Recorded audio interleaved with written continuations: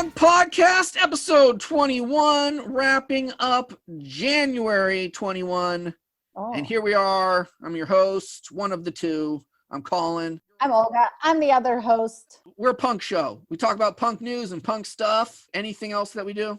Rant and rave? Adjacent genres. That's right. And you're the sleuth with the news. So what have you got for us? Okay, so first up is, so we talked to Mike Wiebe from Riverboat Gamblers, Dracula's a couple months ago, and he mentioned that he's thinking about starting a new podcast. We broke the news. So if you were listening a couple months ago, you would have known about this then. But that's right. Okay. We're happy to have you here now if you were not listening a couple months ago. But yes, so the podcast is Zach and Mike Make Three. It is Zach from Rise Against and also Dracula's, and Mike from all these other bands I just mentioned. And they have a new podcast.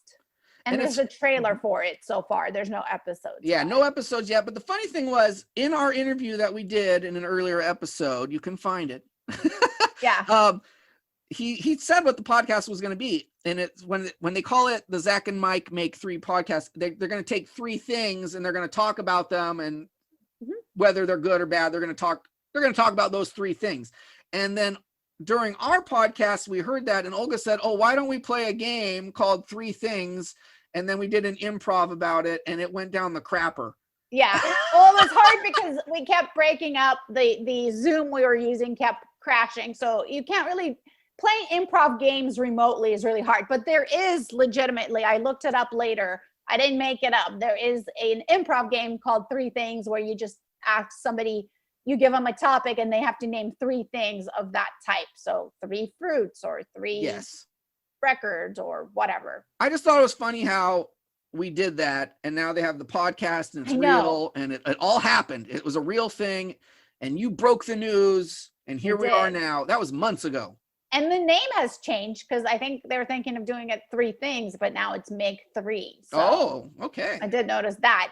But I've also noticed this week he has another podcast, International News Service, where is a podcast Mike is doing with a couple people about weird news. And I'm just wondering, how do people have time? Like, we can barely find the time to do one podcast. This guy has a job. He's in like 3 bands, and now he's doing 2 podcasts. And I'm like, I barely have the time to do one podcast. And I feel like, oh, that's so much of my personal time, so much work doing this stuff. How do people have time? I will never understand it. Am I more lazy than everyone else? Apparently. No, if you recall, when we interviewed him, he sounded like he was in a dark place. Yeah. Like when we asked him, like, what's up? He's like, nothing. Yeah. And then we were like, oh, do you want to talk about your last Dracula's album? And he like had nothing to say about it. And I'm like, oh, I thought that's what, like, in my mind, I'm thinking we're going to talk about Dracula's because he's going to promote his album. He was like, didn't care. He's just sitting in a chair, like with a blanket. Yeah. And then we were asking him about his podcast endeavors. And he's like, I don't know. I got this thing. Maybe I'll do something. Maybe not. He sounded like he was just not in a good headspace. And I think now stuff's happening. I'm thinking now he's out of it. That's the difference. He was depressed and he didn't feel like doing anything. He was having a hard time in quarantine and being bored. And now things are starting to happen. I'm just being more active. And I think maybe that's the difference. And all of us, I feel like it's a roller coaster of that. So maybe I'm just more on the, I don't have energy or mental space to exist right now. I'm on that side of swing. Oh, I hear that completely. I feel like I'm just hibernating. Like I'm a bear. It's winter and I do nothing except eat and sit. Same. And that's even like become boring. I've complained already that like watching TV is now become boring.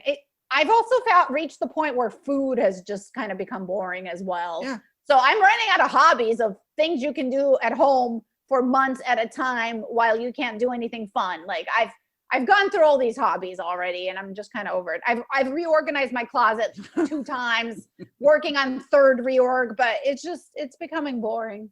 No, I agree. We're it has been boring. That's why it's like this podcast, it forces me to do things, thankfully, or else that would be it. I don't do anything. Otherwise it's just chips again, right? Yeah. Netflix and chips. It's not even Netflix and chill anymore. It's just Netflix and chips. His co-host in the one of his the news one, and he did those other podcasts with him too. What was it? He did those 30-minute things. Contrarian Court. It was Ian McDougall. Yeah. And Mike Wiebe, and you had watched. They were doing like 30-minute podcasts. Oh no, they did live streams, not podcasts. Live streams. My mistake. Yes. It's okay. So that guy Ian McDougall, his band Broken Gold, they announced an EP. So like the whole Riverboat Gamblers universe, they're starting to do things now. So that's really exciting.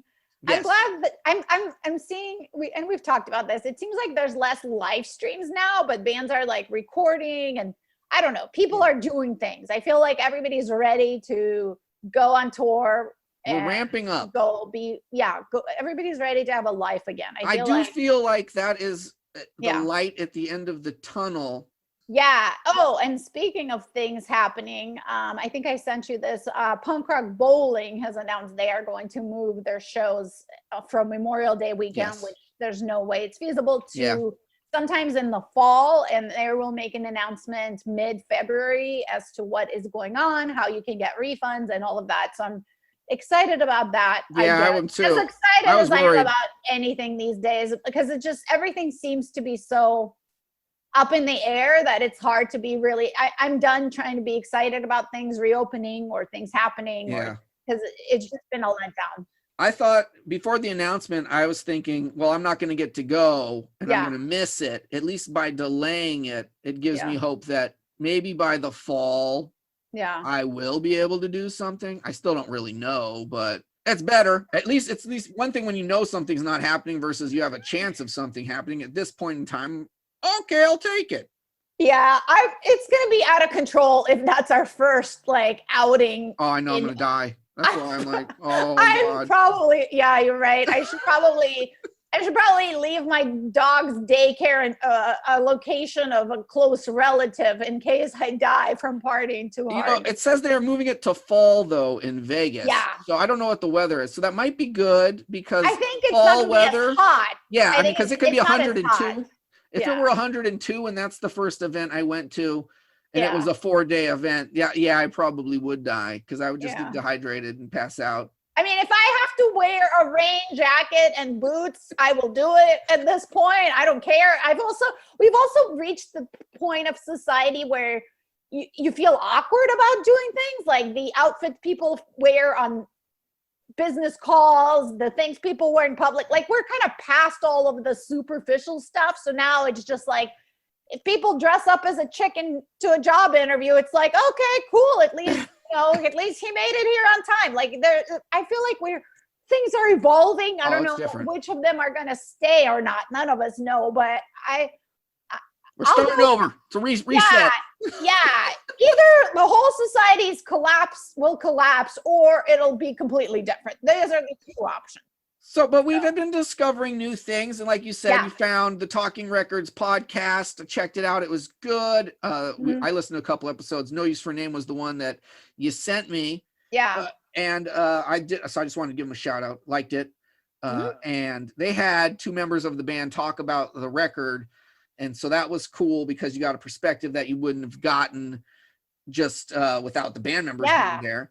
But then I was like, okay, well, that was really good. So I listened to another one. I listened to them talk about the Ramones' Pleasant Dreams. They just brought in a couple of their friends and they talked about Pleasant Dreams, the Ramones album, because that's one of it's not as a known album. It doesn't have all the hits, in quotes, hits. And it was really interesting because at least they were talking about something that doesn't have a lot of examination compared to other Ramones material, like their first couple of albums or even End of the Century. So it was cool to hear that. And then because of nostalgia purposes, I listened to them discuss the Blue album, which I think is the best Weezer album. And that'll tie into what we're going to be talking about Weezer later on in the show, because Weezer has a new album out, and we'll be talking about that soon. But then you found a news story about Spotify patents, because we talk about Spotify here every week. This is the future of the world. And because it's the pandemic, I've been reading things that I normally wouldn't. For instance, now I'm all into that. We're living in a simulation theory. Ooh. Have you heard about that one? No. Like we're not really here. Oh, I it's like like it. We're kind of in the Matrix. I like it. You have to send me that, because that's the thing where we're like, oh, are we going to go back to normal? I'm like, I've become so weird. Like if I would have met me now 2 years ago, I would have been like, this girl's annoying and I don't like her. I mean, I'm becoming weird. This whole situation is just making me more weird and I was already weird. I think I'm just getting worse for me. Yeah. Well, I was like a good weird, I think, but now I'm just like a weird, where it's like very hard to, But how this ties into the Spotify story was the Spotify patents a system that can detect your age, your gender, and your emotional state. So, I mean, this technology is coming. It's not coming today. This is just a patent. The technology isn't really exist. It's just an idea.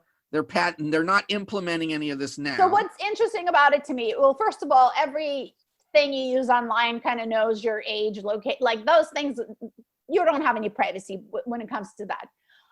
The emotional state piece is what's really interesting to me, because obviously I think music really ties into your emotional state. We talk about it every week, like we like certain songs when we're feeling angry and so on. And what's really what I love about this story is legitimately there was a meme I saw a couple months ago, and it was saying and the meme was, I don't remember what song they used, but it was like, hey, you listened to this song 79 times in a row, like some emo-y song, like, are you okay? And now this is actually happening. And I'm like, yeah, but I mean, if anybody knows what is happening in my life, it's probably whatever platform I'm listening to music. Like, I was feeling mad on Friday and I was legitimately like looking up angry playlists. So Spotify. And then when end of the year came and they were like, here's your top genres, it was like emo. And I'm like, yeah, I had a pretty emo 2020. Like, I felt really sad and annoyed and hopeless most of the year, as a lot of us have. And so this isn't surprising. So this is something that I didn't know that they were working on, but I kind of not surprised, and it makes a lot of sense, I guess. It's weird because I just got used to them saying recommended for you.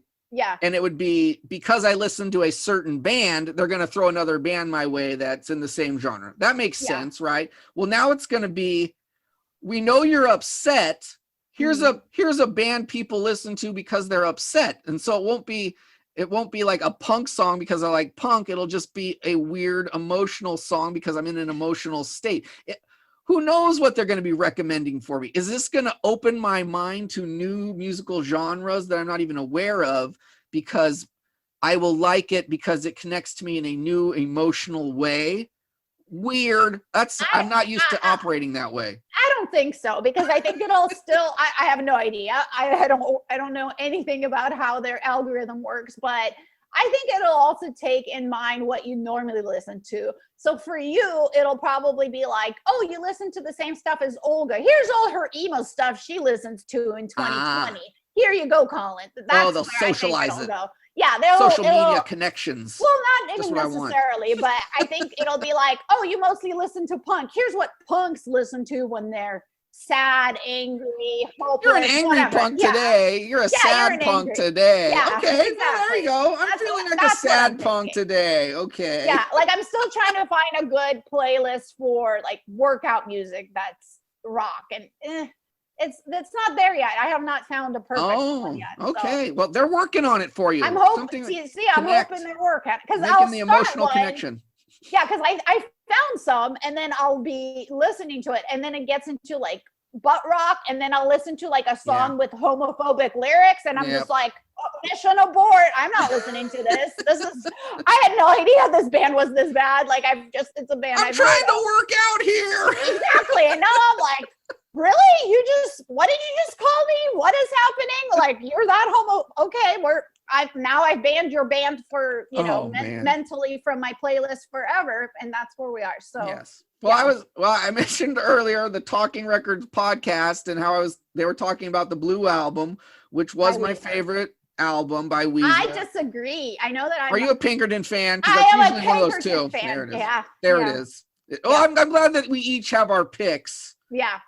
To me, it's not even close. It's the Blue album by like 10 billion. See, maybe it's because I'm more emo than you. As like, of course, the Pinkerton album resonates with me more. I'm not saying Pinkerton is a bad album. I like Pinkerton. Might be my second favorite, maybe my third favorite. Blue is my second favorite. Okay, yeah, but like you can't. But the new album is called beat the Blue.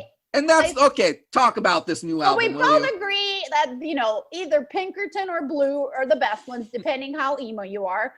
The new album's called "Okay Human," and is that a take on how we talk to our digital assistants? I don't know. Well, like what about Radiohead? "Okay Computer," isn't there just like playing on that? Oh my gosh, I didn't realize that they invented that whole pattern. You're right.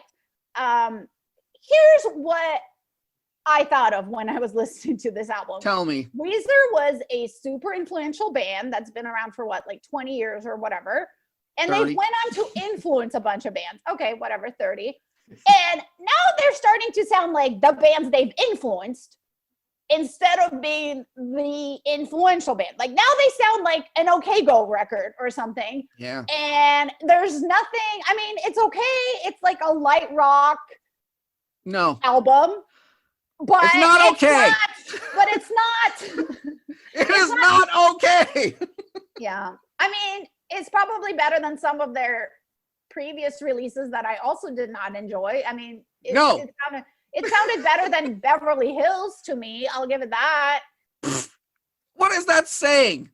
Like Beverly Hills is a terrible song. Like I know. That's what I'm saying. It's not the worst thing they've put out. Aren't we talking about? Would you rather smell vomit on the side of the road or smell dog crap on the side of the road? And that's what the debate is we're having about with this album. Yes. It's not great. It's not acceptable. No, But at this point, my bar, I'm already know it's not going to be Blue Album or Pinkerton, or it's not going to be innovative rock or in any sort of way. So this is what I know going in. And so my expectations were appropriately low enough that I wasn't appalled or shocked, but I wasn't pleased either. Oh God, I was appalled. Okay. I was upset. Oh, wow. I was angry. I couldn't believe what I was listening to. Okay, so for some context, let me talk about, let's say you like the Blue album. Mm-hmm. You like Pinkerton, you like the Green album, you like Maladroit, you like, that red album that they had. They also had another one that was like purple or something. I can't remember, with, pork and beans on it and the swinging a baseball bat song. Okay. This album has nothing to connect to that. There's no power pop guitar. There's no rock. This is like a Beach Boys album. This is like a Beatles Abbey Road. It's not even rock. It's got like instruments playing in the back, like horns. Oh. Like every song has like a horned instrument. It's probably not even a real one. It's probably a synthesized horn. And I'm like, there's no heavy guitar on it at all. No. There's no big rock drums. This is just like easy breezy pop ditties, like Beach Boysy in the modern world, which is a terrible idea. It's like Beatles in the modern world, which is also terrible. I hate it. I hate it so much. Oh, wow. It makes me pissed off, and I hate them now. Oh, okay. We were talking about AFI changing their sound, and I was giving them crap about it. AFI new sound a bazillion times better than new Weezer sound. These are two bands that I like. I know. And I'm already mad at one band, but willing to go along for the ride. I remember at the end of it, you convinced me. You're like, their new album will be good. It's just not going to sound like the AFI that you know and love. But it'll still be a good album. Get over it. Suck it up. Don't worry. And I'm like, okay, they're good. You're right. It'll be fine. Escape from Los Angeles was a good song. Fine. No. Weezer comes around, new album that I was actually thinking would be good. See, that's where. That's why you're mad, because I was never thinking it'd be good. I'm like, that's a band I used to like, and now when they would come through town, I'd be like, they suck. Numb enough. Yeah. They're terrible. Yeah. I hate this album. So mad. Worst album of 2021. It's January, and I am positive that there will be nothing worse. Oh, wow. Okay. At the end of the year, this will be my least favorite album. Maybe we have to put a list of worst albums at the end of this year. Although, the show's called Almost Punk, and Weezer barely has any connection to that in the first place. So, okay, why am I spending so much time hating on a band that's not even what we're talking? The Blue Album is one of my favorite albums. Yeah, that's a top 10 album. Top 10 album for me out of all albums, probably. And wow. This album is shit. I hate it. Anyway. I think it just sounds like imitating other bands that have been influenced by Weezer growing up. When you said OK Go, I thought that was a good comparison. Okay. And OK Go is not even a modern band. Okay. They were big in 2006. They had like Here We Go Again. Yeah. With them, running on a treadmill, and they had a big old viral YouTube video. They were the kings of viral videos. Yeah, and you're right. This song would fit on that album, and it would have been the most rocking song by far if it were on the album. I mean, that's how bad it is. Or like maybe not a popular Panic at the Disco album that doesn't have the hit. Like that's a good one. Good yes, it's like a terrible Panic at the Disco album, like the 9 o'clock in the afternoon era Panic at the Disco. 9 in the afternoon. What's that called? Is that right? I don't know, but I don't really listen to them much. But that's what it sounds like. It sounds like a B-sides album of a band that grew up listening to Weezer and maybe was influenced by Weezer. Whereas like I expect more from Weezer because they were a big band that was influential, and they let me down all the time. Tired of them. They have a new album coming out in March. They're going to release 2 albums in 1 year. Oh, well, maybe you'll like that one, but maybe I'll like it. At this point, I'm depressed. So we're moving on to Tsunami Bomb because I wanted to talk about Tsunami Bomb. Yeah. Tsunami Bomb now has a new singer. 2, right? Well, yeah. Okay. So they have a new singer that was never in the band before. Okay. The other new singer was the keyboardist when they had a keyboard player in the early days from like the Invasion EP. Because they originally they had 2 singers and then they had 1. Yes. And now they're back to 2. So I knew they released a new album. They got reformed in 2019, and I just kind of didn't pay attention because other things were going on. I saw them at the Warped Tour, last Warped Tour show that happened when it was their farewell tour. And so there's just so much going on with Tsunami Bomb, the story. I'll go way back. Tsunami Bomb in the early 2000s. They're part of like not the AFI tier of punk, but right under them. Remember there's all those bands. A lot of the same fans. A lot of the same fans, and they're playing like a kind of Halloween-ish pop punk type thing. It's got the the pumpkins everywhere and like the dark Halloween-y vibe. Yeah. But like in a fun way, a pop punk way. And everything was fine. And then they kind of got to the national touring level. So they're kind of big. They're playing Warped Tours and stuff like that. Yeah. And then at the height of all this, they kick out the bass player, Dominic Davi, I think that's his name, because he's like a control freak. And he even said so. He was annoying them and all this stuff. They kick him out during this, like when they're just getting big. But he owns part of the name because he's one of the founding members. And he wouldn't sell the band the rights to the name, and I wouldn't have him either, because what if they would have took off like Paramore? He would have made no money, because at this point they're not making any money yet, but they're on the upswing. They kick him out. He does, so they still have to like keep him in the band even though they kicked him out of the band. So they hate him, and they have all this drama, and they put out a new album without him. That album wasn't good. But I was going to talk about it. So anyway, that was like 2005-ish. around it. They kick him out. He starts another band called Love Equals Death, which was more like an early AFI sounding band, not early AFI, but like Black Sails era kind of mixed with no effects. I like that band. They had some really good songs. That album was good. Yep. Yeah, Bombs Over Brooklyn and When We Fall, super awesome. Such a good name. Like, one of my friends bought their shirt. He didn't even know who they were, but he was like, Love Equals Death. And they were on Fat Records. It was on Fat Records. So I mean, it was like, wow, this is awesome. This was like, it's just all, wow, this is, and then, so I thought, oh, Tsunami Bomb, they don't have this guy anymore. They're not making stuff I don't like. They kind of dropped and they turned into the Action Design, and they had all these other things that they started doing. The singer kind of got more indie with so they got out of punk. I think that was kind of what he was arguing. He's like, I want to create more of like the punk rock like we were having, and you guys want to move into this new indie rock sound, and I'm not into it, and you're wrong, and we should do it my way. So they just kicked him out. But anyway, so then he's in Love Equals Death. They just put out an album, and then he gets accused of raping someone. And I remember at that moment, I'm like, oh, well, I'm done with this band.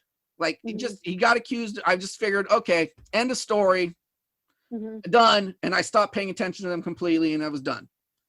Turns out he didn't rape the person, though. So I totally I just threw this guy in the toilet for no reason. He never, the person that accused him of raping didn't even have sex with him. So anyway, it was went through a whole court case, and he ran out of money. And so he had to do a plea deal for unnecessary groping or something like that. So it's a misdemeanor, but he didn't, according to him, he didn't even do that. This was a whole, and it was an ex-girlfriend of a band member, and the band member wouldn't say anything on his behalf, and he wouldn't say anything on the other person's behalf. He just didn't want to be involved. They kicked him out of the band during this whole thing. So this guy is getting kicked out of one band, and he gets kicked out of another band. He didn't do anything wrong. And then his whole life is in the crapper, and you go on the internet and you find all this stuff about him. And then it turns out it's not even true. I didn't even know. And so now here we are 10 years later, after all this goes down, he reforms Tsunami Bomb without the lead singer because they don't like each other. They don't get along. And they put out a new album. It turns out he's the general manager of Alternative Tentacles Records. I didn't even know this because I completely wrote this guy off because I thought he was a rapist. I mean, I just couldn't believe how quickly I just trashed this guy. And it wasn't, I shouldn't have. I just jumped to conclusions. It was nuts. What am I supposed to do?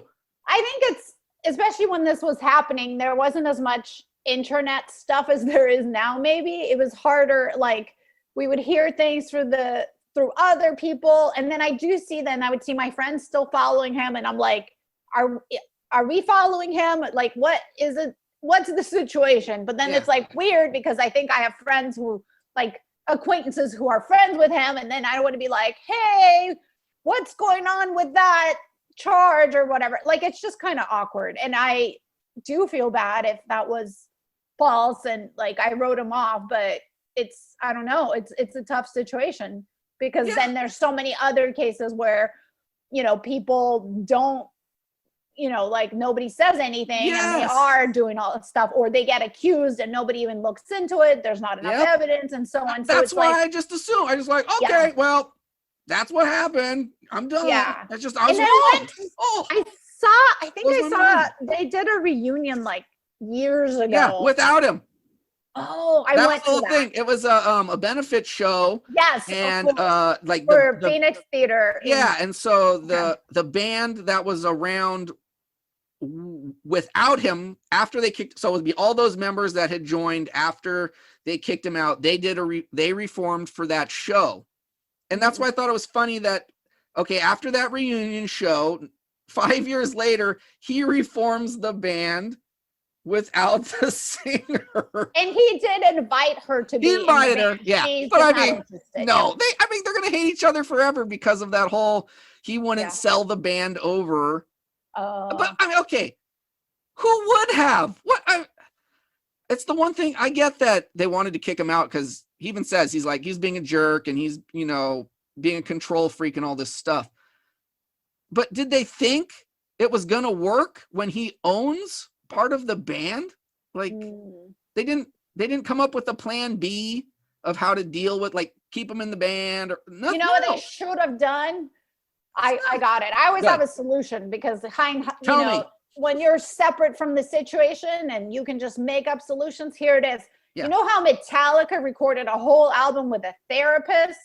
Yes. If only Tsunami Bomb had that kind of money to get a full-time therapist to work with them through band practice, recording, and so on. See, or like a mediator or something like that, right? You are correct. And then easy peasy. If you just have millions of dollars to pay somebody full-time to deal with all the band conflict, I mean, it helps. I mean, Metallica was able to record that album. It sucks because I do miss the singer, Agent M. She's really good, and I have seen Tsunami Bomb in the new, and they're good. Like they have 2 singers. They seem to be cool, but I don't know. It's just weird because I don't have as much of like nostalgia towards it because it's not the same singer. Yeah. No, it's totally different. And it's just kind of different. And they're good. They even kind of have the same hair color sometimes, and they sound similar sometimes, but it's just, I don't know. It just feels weird to me. The new stuff, music-wise, to me, it does harken back to the Invasion era. It's got the keyboard in it. I really like the music. The singer is so different vocally that it doesn't sound like old Tsunami Bomb at all. This singer to me reminded me of the Git singer, Mia Zapata. It's more like a full-bodied tone. Yeah. Like it's just like a lower register. In the future, I think that I'm going to continue to look at Tsunami Bomb with this new singer.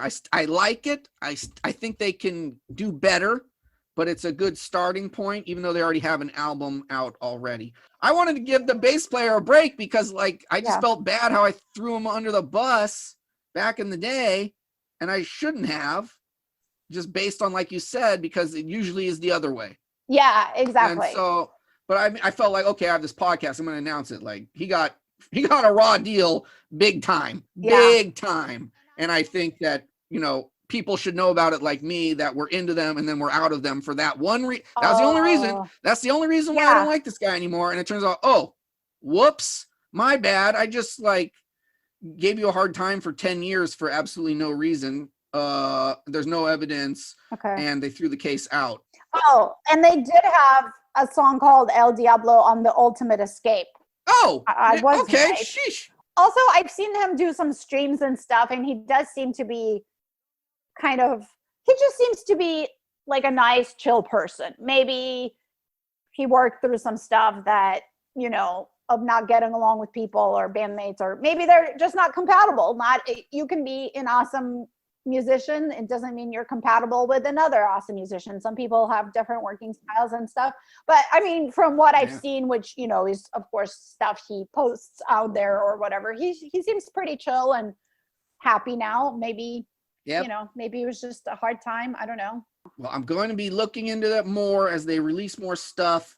And I'm glad you pointed out that is an old song that they redid, because I didn't pay attention and I should have. And you corrected me before it became too late. And then new stuff. Ready? Yeah, you found it. Okay. USER Unauthorized. Yes. There is a Watch Them Fall EP. It's pretty like raw, angry, kind of more just regular old punk to me. Yeah. Old school hardcore. Yeah. Like 80s hardcore. This was like Minor Threaty hardcore, or you know, Black Flag before they had Henry Rollins. Yeah, not super crisp recordings or anything like that. But yeah, I liked it. I liked it a lot. And it turns out I looked at their bio, they're just like teenagers or something like that. And their parents were merch sales people on Warped Tour. So they knew all these bands and they know all these people. And they're just kids. But they really liked, because they had all that historical knowledge and all those friends that were listening to all this punk in the background, they picked up on all this cool old hardcore, and then they started a band and now they play it. And I'm like, yeah, this is awesome. You know, a new band playing a classic style of hardcore that I really like. So I thought, man, this is a great find. I'm going to keep an eye on this band. That's awesome. Great. You know, you and I have over the years found several like high school bands and such that we liked. And it's weird that, I don't know. One or two words. Yes, that's one. And then wasn't there Care Bears on Fire? Care Bears on Fire. And there's a couple. And now that I think about it, you and I, and we always are like, oh my God, we find this band. And then we try to get all of our friends into it. And we're like, oh, these little kids are just so good and good musicians. For any of those three examples, I didn't even know that they were kids. No, we don't. Until after I already liked the songs. I was like, oh, they're kids. How funny. This stuff is awesome to me, like it was by a 30-year-old or whatever. Yeah, and then we played a show with Dog Party, who were like high school, I think, students or something. So there's been a couple. It's always interesting to me that there's so much cooler and better musicians than I am as an adult, and here they are being teenagers that like make really awesome music. I'm always impressed by that. Yeah. And then completely unrelated to that, user unauthorized, band called Salem, which is a side project of Creeper. The song is called Fall Out of Love, and it's a pop punk song, and it's kind of like AFI meets Alkaline Trio meets the Black Parade Band. My Chemical Romance. My Chemical Romance. There we go. And so I always talk about, there's this line of when pop punk goes bad, and then there's a line where I'm like, I still like it. And this song is like right on that line. If it were a little more whiny or higher produced, I'd hate it.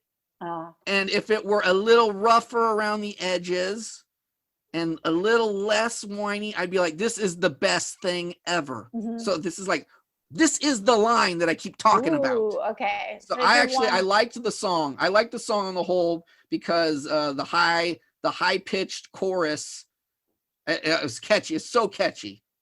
And then of course I checked out Creeper, and Creeper is more of a Brit alt rock, not as punky, more of a high concept artsy fartsy thing. A little. It's like My Chemical Romance. Even more so. But with an element of what's it called when you make an album for a reason? I lost my mind. Concept album. Jeez. Yeah. Yes, Creeper is like a concept band, whereas Salem is the rawer version of what Creeper would be if they didn't care about that stuff. So I'm not a big fan of Salem for all of their songs, but I am going to keep an eye on them. I did like this song, Fall Out of Love, and I wanted to share it with you as the line. Okay. The line. Now I'll know what your line is of what's acceptable. That's good to know. Yes. And then do you have a grudge this week? I do. Bluetooth headsets. Okay. It's come to a turning point. Okay. Where I now, and not only do I hate Bluetooth headsets, I hate the people who wear them. And why is that? Because I'm always on Zoom meetings, and everyone that has a Bluetooth headset, as soon as they turn their head from side to side, the audio cuts out, and then everyone has to stop and go, I didn't hear what you said, you're cutting out. And if I have to hear, I didn't hear what you said, you're cutting out one more time, I'm losing my mind. I'm so sick of it. It didn't bother me at first. I thought it was an acceptable thing. And now I'm like, you have no excuse. It's been a year. Yeah. We all know that Bluetooth headsets suck. So if you're doing something important, you need to plug that mother into the computer. Yeah, we did an episode of the podcast when I wore them, and you were like, your sound quality was really bad this week. And I was like, I used my fancy Bluetooth headphones. And then what did you do the next week? I never used them again. I am back to using my $3 plug-in headphones, people, because I care. They work better.